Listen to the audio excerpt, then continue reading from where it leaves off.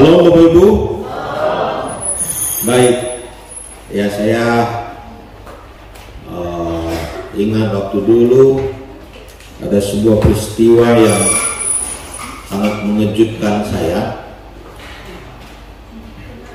yaitu ketika istri saya harus dioperasi dalam melahirkan anak kami Eren.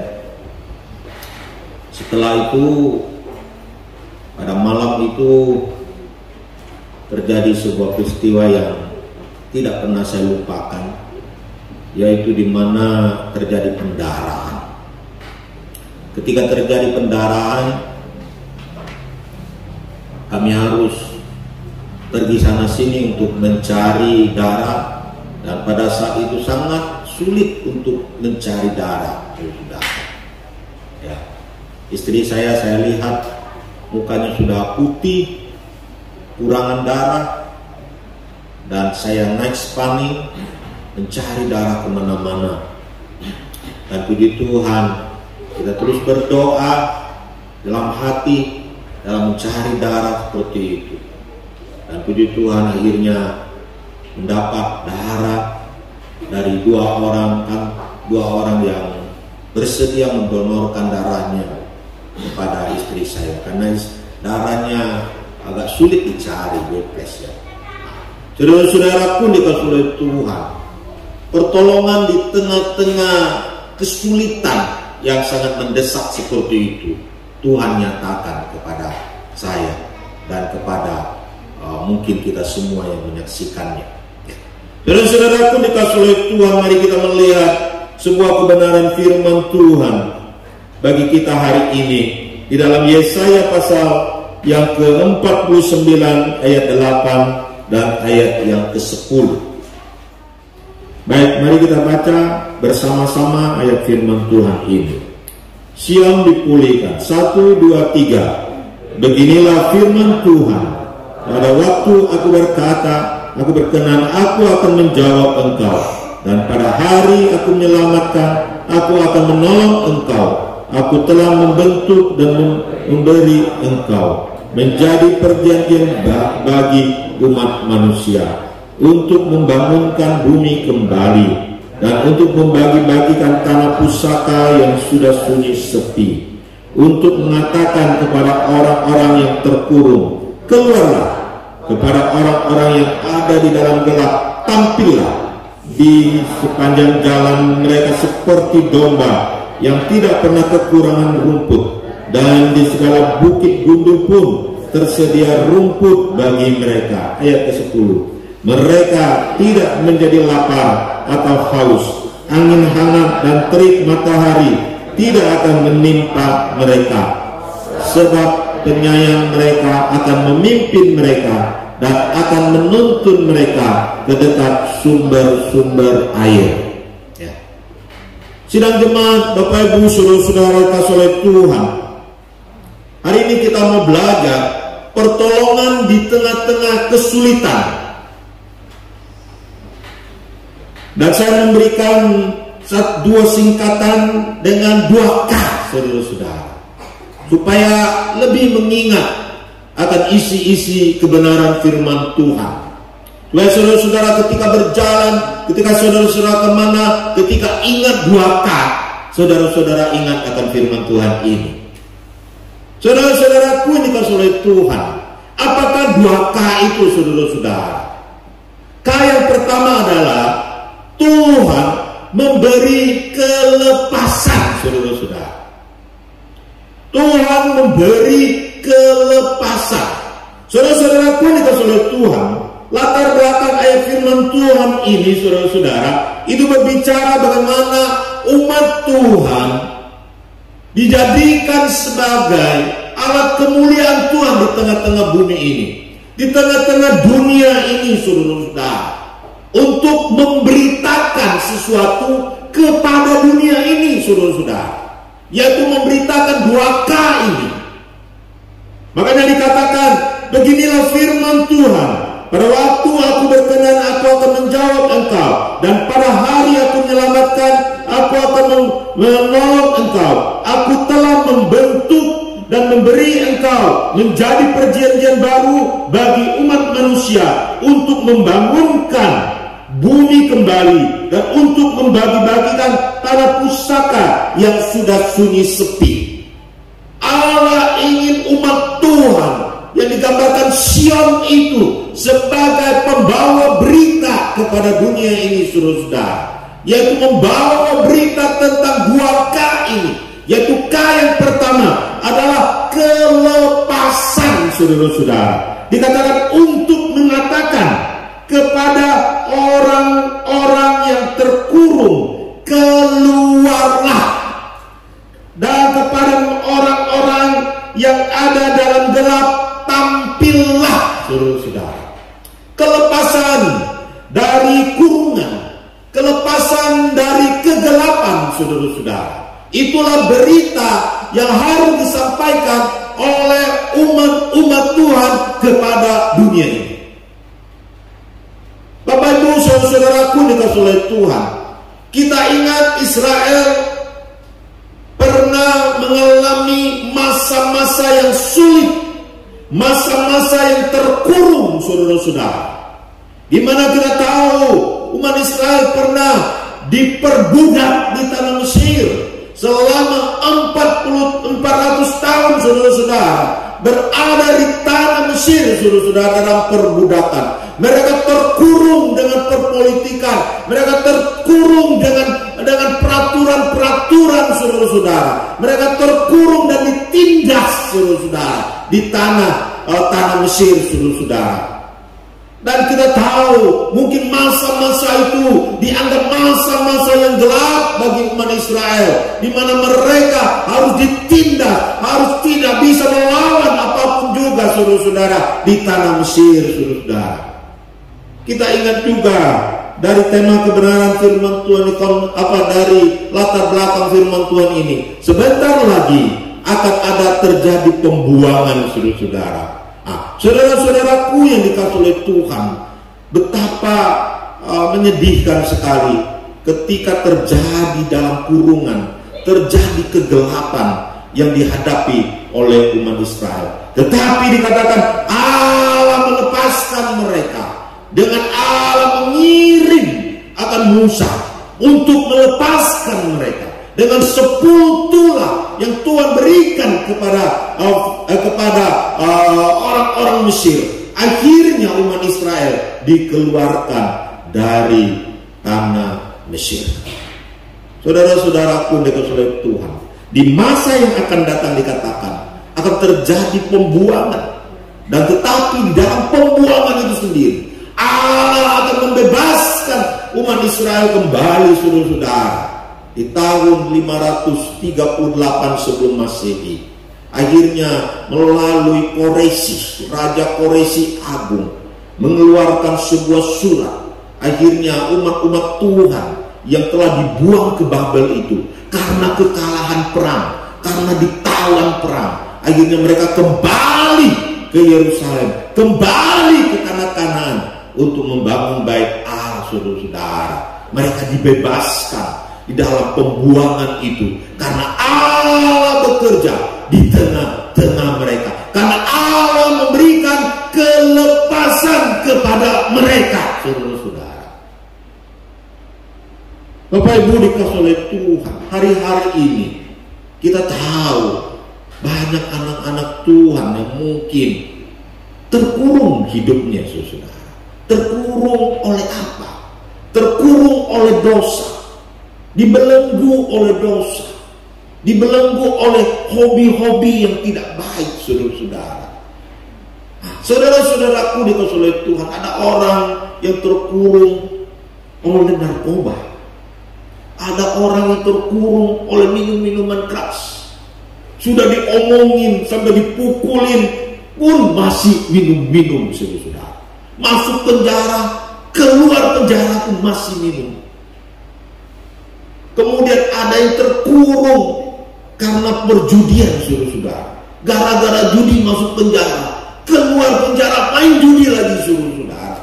Begitu hebatnya mereka terkurung oleh dosa ini, saudara-saudara. Kemudian saudara-saudaraku dikasihi oleh Tuhan, ada orang-orang yang terkurung karena hobi-hobi mereka. Ada yang terkurung nonton film-film pornografi, saudara. Mereka tidak bisa melepaskan diri dari pornografi. Mereka tidak bisa melepaskan diri dari dosa ini. Ada orang-orang yang terkurung karena mulutnya tidak bisa bertobat, mulutnya ember, mulutnya suka ngomongin orang, saudara. Saudara-saudaraku dikasih oleh Tuhan, ada orang-orang yang tinggal dalam kegelapan, saudara. Orang yang bersekutu dengan kuasa-kuasa kegelapan. Betapa banyaknya juga orang Kristen, saudara, yang masih main jimat, yang masih memegang jimat, yang masih pergi ke dukun-dukun, yang masih menyembah berhala, yang masih memegang kekuasaan kegelapan, saudara. Mereka perlu tampil, mereka perlu bebas dari kegelapan itu, saudara. Dan Allah menyediakan kelepasan itu, saudara-saudara. Saudara-saudaraku yang dikasihi oleh Tuhan Yesus, itulah kata yang pertama, yaitu Allah menyediakan kelepasan, saudara-saudara. Amin, saudara. Allah menyediakan kelepasan kepada saya dan saudara-saudara. Apapun yang membuat engkau terkurung hari ini, apapun yang mengurung engkau, kegelapan apapun yang telah melingkupi engkau hari ini, mari berilah dirimu untuk dilepaskan, saudara-saudara. Datanglah kepada Yesus, jadikanlah dia sebagai gembala. Berilah dirimu untuk dipimpin oleh Allah, maka engkau akan dibebaskan. Yang kedua, dikatakan yang kedua, di sepanjang jalan mereka seperti domba yang tidak pernah kekurangan rumput, dan di segala bukit gundul pun tersedia rumput bagi mereka. Mereka tidak menjadi lapar atau haus. Angin hangat dan terik matahari tidak akan menimpa mereka. Sebab penyayang mereka akan memimpin mereka dan akan menuntun mereka ke dekat sumber-sumber air. Saudara-saudaraku yang dikasihi oleh Tuhan, yang diberikan oleh Tuhan dalam pertolongan yang kedua adalah kelimpahan. Allah memberi kelimpahan kepada umat-umatnya, saudara. Saudara-saudaraku dikasihi oleh Tuhan, kembali kepada sejarah umat Israel yang tidak boleh dilupakan oleh umat Israel, yang harus diberitakan kepada anak cucunya dan kepada dunia ini. Mereka mengalami kelimpahan. Saudara-saudara, ketika mereka keluar dari tanah Mesir, itu mereka tidak bisa menanam, mereka tidak bisa menuai. Ya mungkin ternak mereka bisa bawa. Mereka harus berjalan dari Mesir keluar kepada gurun, ke tanah Kanaan, melewati daerah-daerah yang mungkin mereka belum pernah lalui, saudara. Di tengah-tengah perjalanan itu, mungkin hari pertama makanan masih ada, hari kedua makanan masih ada, hari ketiga makanan mulai basi, saudara, dan hari keempat tidak ada lagi makanan. Mungkin mereka memotong kambing domba yang mereka bawa, mungkin mereka mencari tengah-tengah jalan, tapi itu juga terlalu sulit bagi mereka. Tetapi Allah memelihara mereka. Allah akhirnya memberikan kepada mereka makanan dari sorga, saudara, yang disebut dengan mana bagi mereka. Mereka tinggal mengambilnya untuk menjadi makanan bagi mereka. Bahkan mereka juga memperoleh itu namanya burung-burung yang datang dan mereka bisa mengambil dagingnya untuk dimakan, saudara-saudara. Saudara-saudaraku dikasih oleh Tuhan, sangat luar biasa Allah memelihara mereka. Makanan mana itu adalah makanan yang bergizi tinggi, makanan yang enak sekali.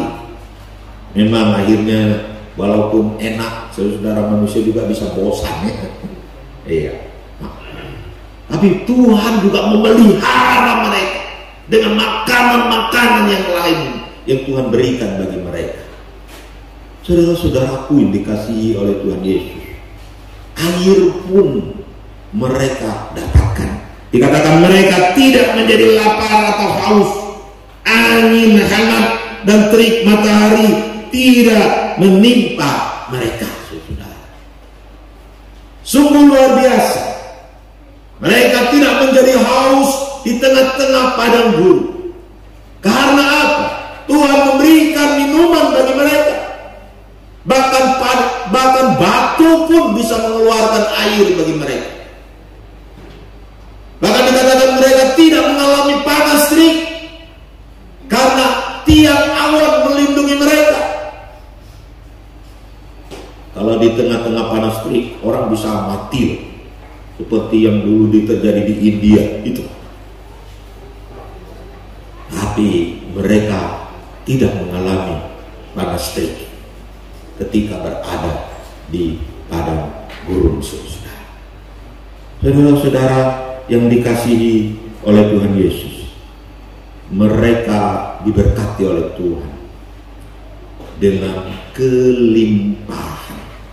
Bahkan dikatakan di segala bukit gundul pun tersedia rumput bagi mereka.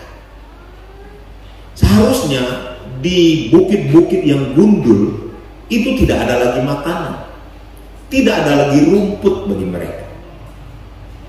Ini mau menggambarkan mujizat Allah yang terjadi kepada mereka. Pertolongan Tuhan kepada mereka. Seperti Yesus mengubah itu roti 5 itu dan 2 ikan itu, memberikan menjadi banyak dan memberikan makan 5.000 orang, tidak termasuk perempuan. Allah memelihara mereka secara luar biasa, memberikan kelimpahan kepada mereka. Mengapa memberikan kelimpahan bagi mereka? Karena kalau kelimpahan itu supaya bisa memberkati orang lain, memberkati dunia, memberkati orang-orang di sekitar mereka.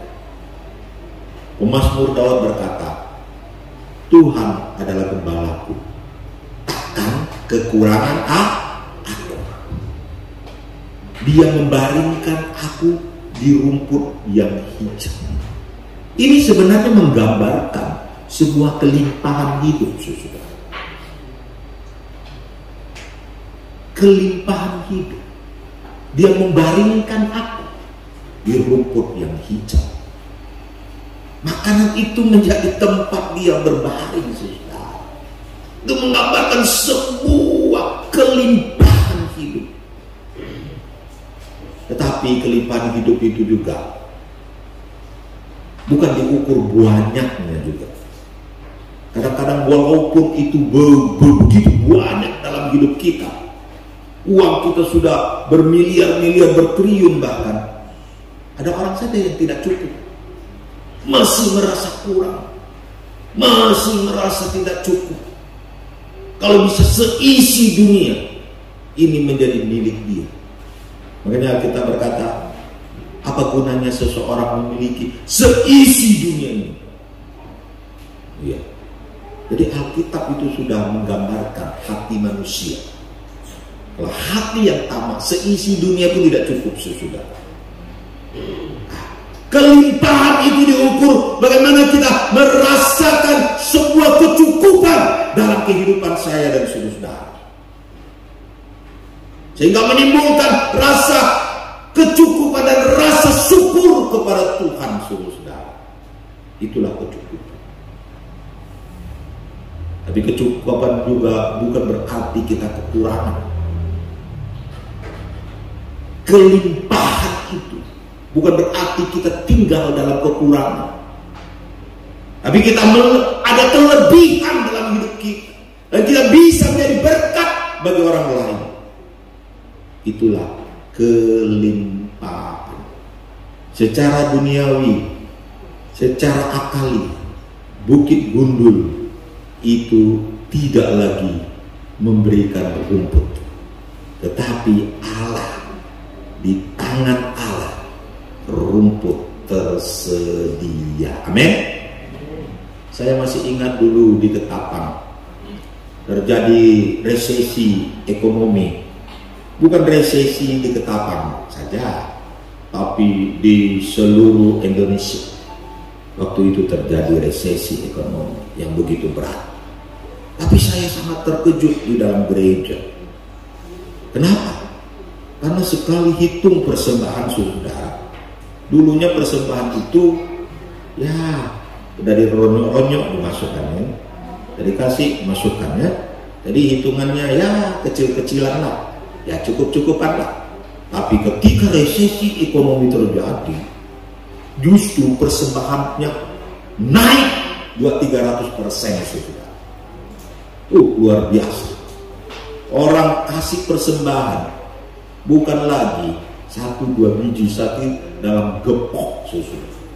Satu bok masuk, diikat dengan karet, masuk. Dulu saya masih ingat sekali dihitung 3 juta, 4 juta, 5 juta masuk dalam persembahan saudara. Ya, luar biasa sekali. Betul Pak ya? Allah sebagai saksi orang tua. Saudara-saudaraku dikasih oleh Tuhan.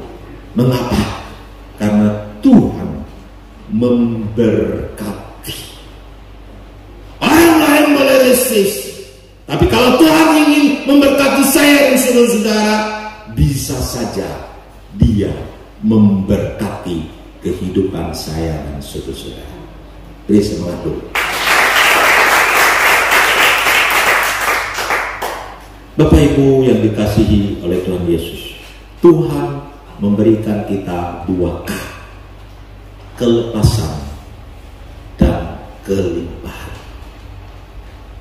Sekarang jadikanlah Dia sebagai pemimpin, sebagai gembala, karena kita seperti dombanya. Kiranya Tuhan Yesus memberkati kita semua. Amin. Mari kita bangkit berdiri, kita berdoa.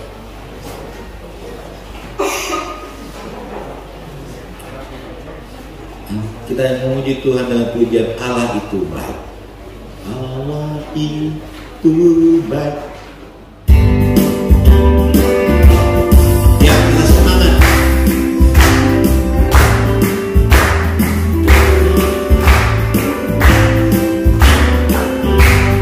Amen. Allah itu baik, sebaik bagiku.